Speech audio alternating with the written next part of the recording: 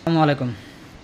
সম্মানিত দেশবাসী, গত মনে হয় ২-৩ দিন আগে একজন সাংবাদিক আপনাদের প্রিয় প্রধান উপদেষ্টা জনাব ডক্টর ইউনূস স্যারকে একটি প্রশ্ন করেছিলেন যে নির্বাচন আদৌ ফেব্রুয়ারিতে হবে কি না। তো আপনাদের ইউনূস স্যার সাংবাদিকের প্রশ্নের জবাবে বলেছেন যে দেশের এই পরিস্থিতিতে নির্বাচন হওয়া কি সম্ভব। তার মানে বুঝেন তাদের মনোভাব। উনি যদি এই প্রশ্ন রাখেন যে আদৌ নির্বাচন হওয়া সম্ভব কিনা এই পরিস্থিতিতে, তাহলে ওনার দায়িত্ব কি, ওনার কাজ কি? ওনাকে জনগণ তো আসলে ওনাকে ক্ষমতায় বসায়নি, ছাত্ররা ওনাকে কী জন্য ক্ষমতায় বসাইছে? সংস্কার করার জন্য, সংস্কারের মূলার জুস খাওয়ানোর জন্য। আচ্ছা ঠিক আছে, সংস্কার মূলার জুসই খাওয়াইবেন। তো আজকে তো ১ বছর হয়ে গেল। গত আগস্ট মাসে আপনি ক্ষমতায় বসেছেন, আর এখন জুলাই মাস চলে। সামনের আর ১৫-২০ দিন পরে আপনার ১ বছর পূর্ণ হবে। তো ১ বছরে কি সংস্কার করেছেন আপনি? জনগণের জন্য কি করেছেন আপনি এই ১ বছরে? রাষ্ট্রের জন্য কি করেছেন এই ১ বছরে? কিন্তু আপনি তো ঠিকই নিজের জন্য অনেক কিছু করে ফেলেছেন। আপনি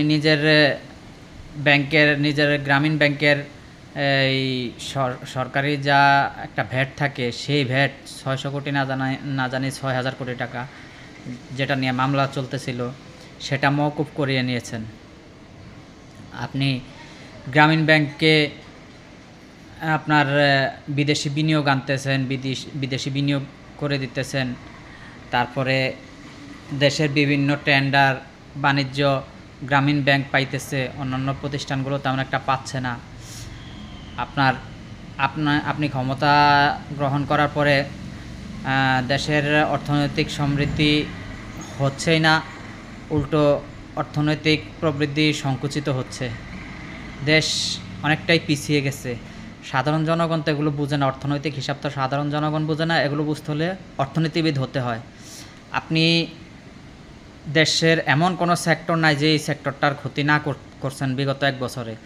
আপনি বৈদেশিক মুদ্রা বলেন, শিল্প খাত বলেন, আঞ্চলিক অর্থনৈতিক জোন বলেন, প্রত্যেকটা খাতে আপনার পিছিয়ে পড়েছে আপনার শাসনামলে। প্রত্যেকটা খাত ধুঁকতেছে। এইসব খাত ঘুরে দাঁড়াতে যে কতটা সময় লাগবে এবং কত ব্যয়বহুল ব্যাপার-স্যাপার, সেটা শুধুমাত্র যারা শিল্পপতি আছে তারাই বুঝে। এখন জনগণের একটাই প্রশ্ন থেকে যায় যে